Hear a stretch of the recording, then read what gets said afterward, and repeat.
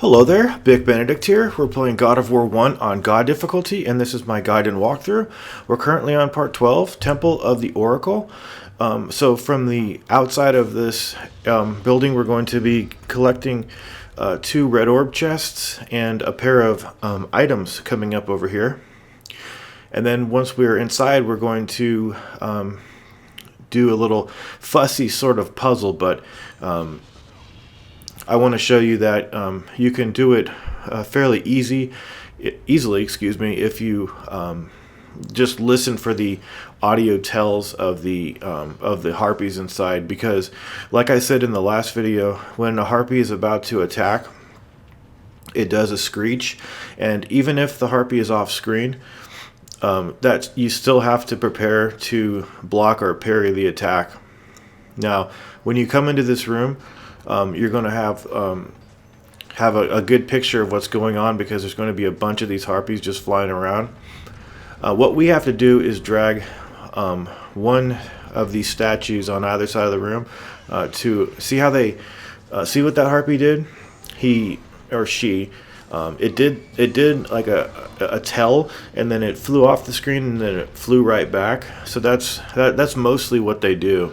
But they can be off screen and just screech and then charge at you too. You know, they don't even have to be on the screen for that to happen.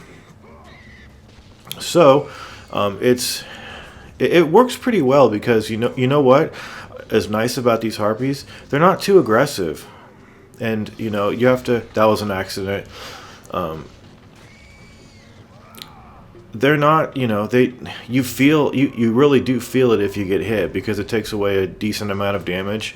But it's a very fair enemy, and I've got to give the game credit for that, because if someone can do this room without having too much of an issue and without even using magic, that's a good thing, because otherwise they would completely overrun you, and you wouldn't be able to push these statues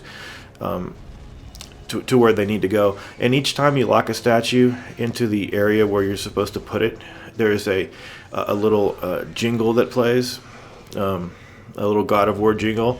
It's a sort of a positive sort of jingle, and that tells you that you put it in the right place. It just kind of snaps into place anyway, so you don't have to be too precise about it. So what I'm doing over here is I'm trying to maximize my red orbs. So I'm killing these harpies, and I'm not grabbing them unless I feel tempted to do so. And I have been grabbing them, but I would just prefer to get my orbs. And you're probably not getting very much. It's probably like 8 orbs that you're getting in one. But it's better than not getting anything. So, okay, so once we clear this room, we're going to be up on the rafters. There's also a couple of hidden items in this room as well.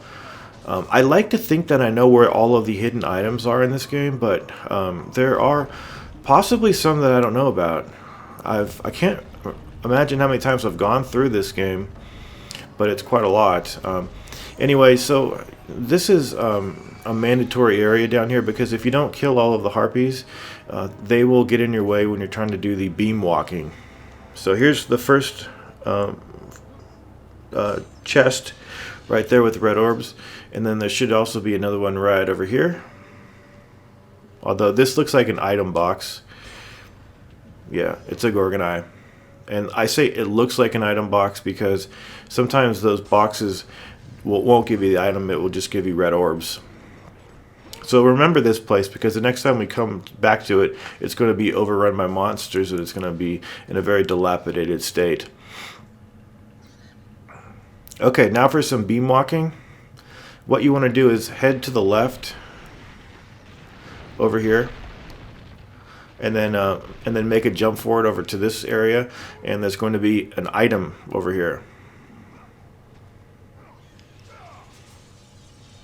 And once you learn the pattern of the beams and which ones fall and things like that, this won't be too difficult for you.